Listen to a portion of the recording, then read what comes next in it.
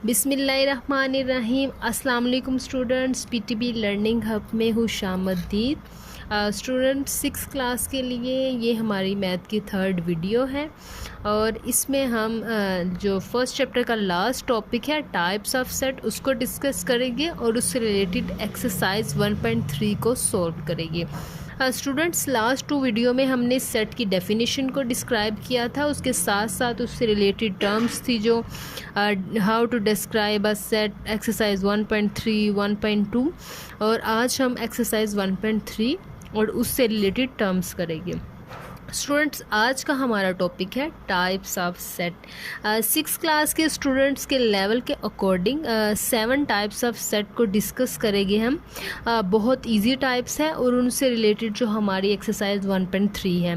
Finite set, infinite set, empty set, equal set, subset further 2 types का होगा, proper subset and improper subset, equivalent set, singleton set. Students चले हम start करते हैं। First type students हमारे पास है finite set. Finite set कौन सा सेट होता है? A set with limited number of elements is called finite set. Finite set के स्टूडेंट एग्जांपल हमारे पास है set A with elements 1, 2, 3, 4। Students अगर देखा जाए तो इस सेट का हमें फर्स्ट एलिमेंट भी पता है 1 है और लास्ट एलिमेंट के बारे में भी हम कंफर्म है 4 है। जिस सेट के स्टूडेंट्स हमें फर्स्ट एलिमेंट भी पता होता है, लास्ट एलिमेंट के बारे में भी हमें कंफर्मेशन होती है, वो फिनिट सेट होते हैं, लिमिटेड एलिमेंट्स होते हैं और स्टूडेंट्स इनको काउंट करना बहुत इजी होता है क्योंकि इसके बारे में जो प्रॉपर नॉलेज है वो हमारे पास होता है कि इसके कितने एलिमेंट्स हैं, फर्स्ट एलिमेंट कौन सा है, लास्ट एलिमेंट कौन सा है। नेक्स्ट है स्टूडेंट इनफिनिट सेट। ये बिल्कुल फिनिट सेट के ऑपोजिट होता है, means a set with unlimited number of elements is called infinite set. और स्टूडेंट इसकी एग्जाम्पल की अगर हम बात करें तो फर्स्ट एलिमेंट तो इसका 1 है लेकिन लास्ट एलिमेंट इसका 4 हरगिज़ नहीं है क्योंकि जो इसके आगे डॉटेड रीजन है ये इनफिनिट सेट के लिए हम यूज़ करते हैं। इसका ये मतलब होता है कि ये कॉन्टिन्यू है, हमें नहीं पता, हम कंफर्म नहीं है कि ये 10 तक जा रहा है, उसके बाद 100 है, 1000 है, billion, million and trillion continue है। ये हमें हरगिज़ भी इसके बारे में इंफॉर्मेशन नहीं है कि इसका लास्ट एलिमेंट क्या है। तो स्टूडेंट अनलिमिटेड एलिमेंट्स अगर हो तो वो इनफिनिट सेट कहलाता है। थर्ड डेफिनेशन स्टूडेंट्स हमारे पास है इक्वल सेट्स। ये बहुत इंपॉर्टेंट डेफिनेशन है और पहली 2 डेफिनेशन की हमने बात की तो उसमें हम एक सेट की एग्जांपल देते थे और उसकी डेफिनेशन में भी एक सेट ही यूज़ होता था। Means a set with limited number of elements, a set with unlimited number of elements. लेकिन इक्वल सेट्स की डेफिनेशन में हम डेफिनेशन में भी एक से ज़्यादा सेट्स की बात करेंगे और एग्जांपल भी हम एक से ज़्यादा सेट्स का रिलेशन बताएंगे।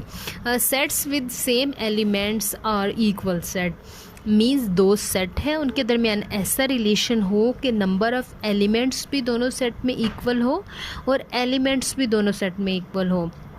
और स्टूडेंट्स इसकी एग्जांपल कोई और देने के लिए मैंने एक्सरसाइज 1.3 को ही मैंने इसमें इंक्लूड कर लिया है कि जिन सेट से रिलेटेड, जिन डेफिनेशन से रिलेटेड इसके क्वेश्चन है उनकी जब मैं डेफिनेशन एक्सप्लेन करूँगी तो उसकी एग्जांपल में मैं एक्सरसाइज के क्वेश्चन ही इंक्लूड कर लूँगी। तो क्वेश्चन नंबर 4 है वो इक्वल सेट से रिलेटेड है।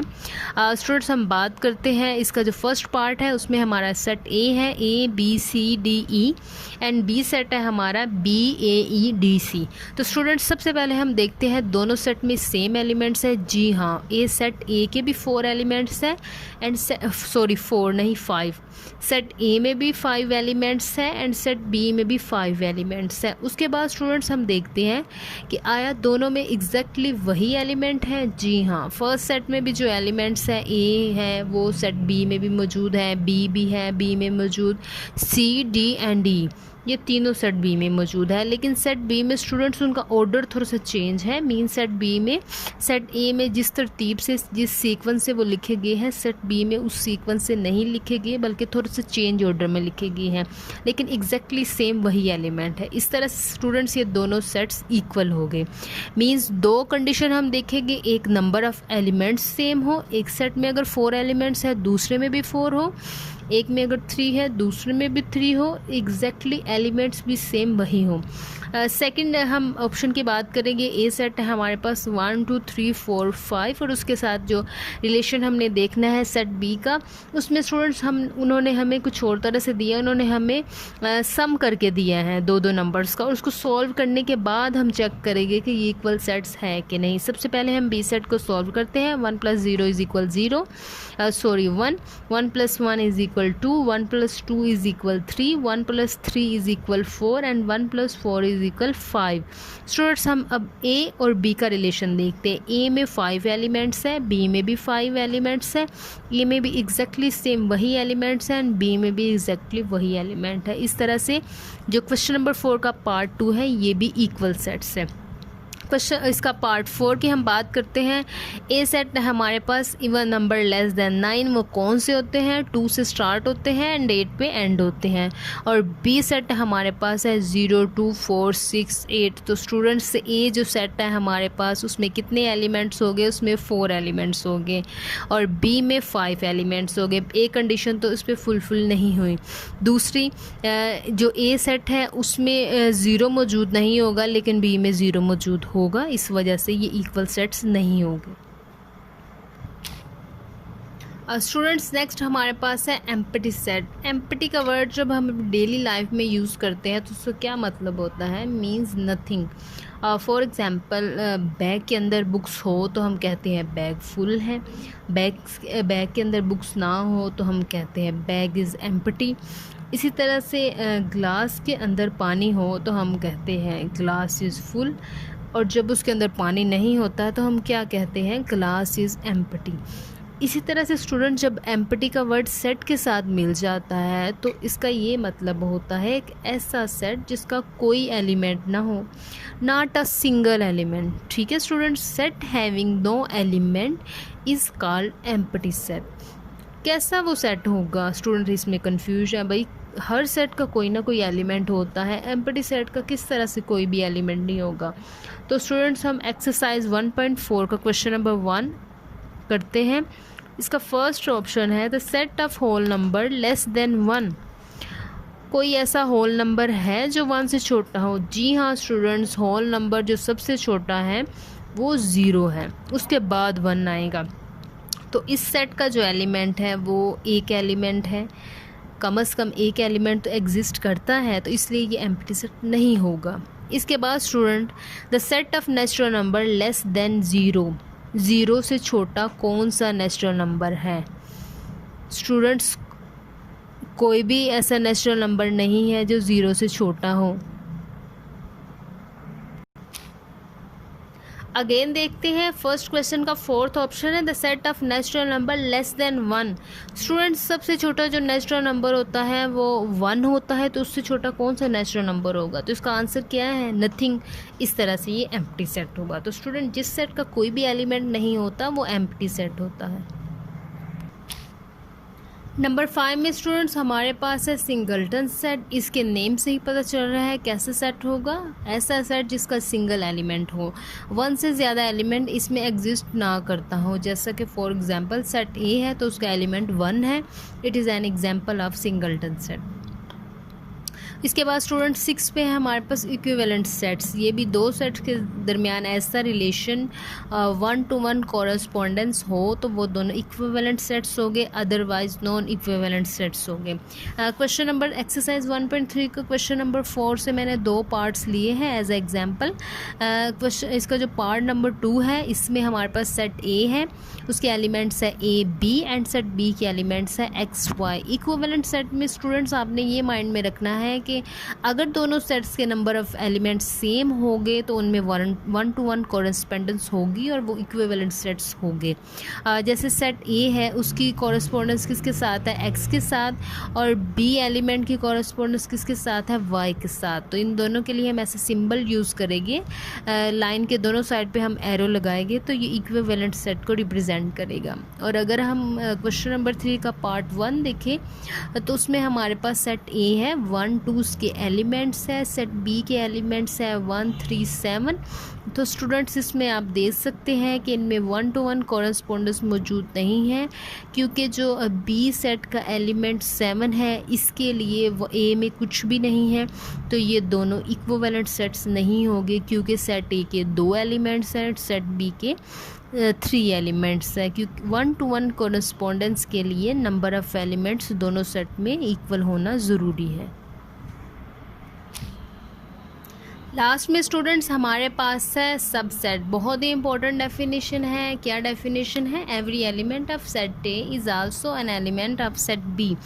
मींस दो सेट्स के दरमियान ऐसा रिलेशन हो कि फर्स्ट सेट के सारे एलिमेंट्स सेकंड सेट में भी एग्जिस्ट करते हो। जैसे सेट ए के एलिमेंट्स है 1 2 3 और सेट बी के एलिमेंट्स है 1 2 3 4। सेट बी के स्टार्ट में भी सेम ए जैसे एलिमेंट है, लेकिन एक एलिमेंट उसमें एक्स्ट्रा है, मींस 4। तो हम क्या कहेंगे कि सेट ए सेट बी का सबसेट है। यहाँ स्टूडेंट्स आप थोड़ा सा ट्रिक भी यूज़ कर सकते हैं। सबसेट मींस फर्स्ट सेट के सब एलिमेंट्स। ठीक है स्टूडेंट, तो इस तरह से हम कहेंगे कि फर्स्ट सेट सेकंड का सबसेट है, मींस ए बी का सबसेट है। जब स्टूडेंट्स ए बी का सबसेट है तो बी ए का क्या होगा? बी ए का सुपरसेट होगा। दोनों सेट्स के दरमियान रिलेशन इस तरह से शो करेगा। और इसको हम सिम्बोलिकली किस तरह से रिप्रेजेंट करेंगे? ये जो मैंने ए और बी के दरमियान सिंबल यूज़ किया है, ये सबसेट का सिंबल है। और ये दो सेट्स अगर एक दूसरे के सबसेट हो गए, मींस पहला दूसरे का, तो फिर हम यूज़ करेंगे।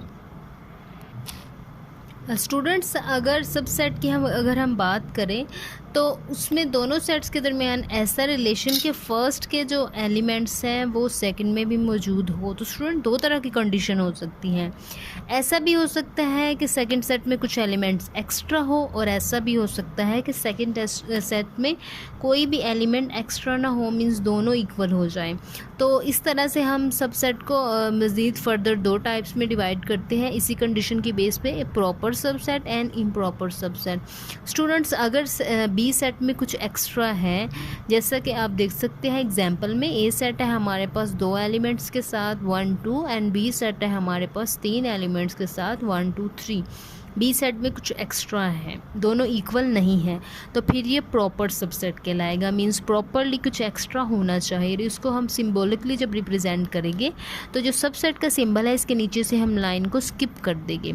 दूसरा स्टूडेंट्स हमारे पास इम्प्रॉपर सबसेट, मीन जब ए और बी दोनों एग्जैक्टली सेम हो जाए, ए में जितने एलिमेंट्स हो बी में भी सेम वैसे ही हो, कुछ भी एक्स्ट्रा ना हो, दोनों एक दूसरे से सेम हो, तो फिर वो इम्प्रॉपर सबसेट कहलाएगा। और उसको हम सिम्बोलिकली सेम ऐसे ही रिप्रेजेंट करेंगे जैसे हम सबसेट को करते हैं।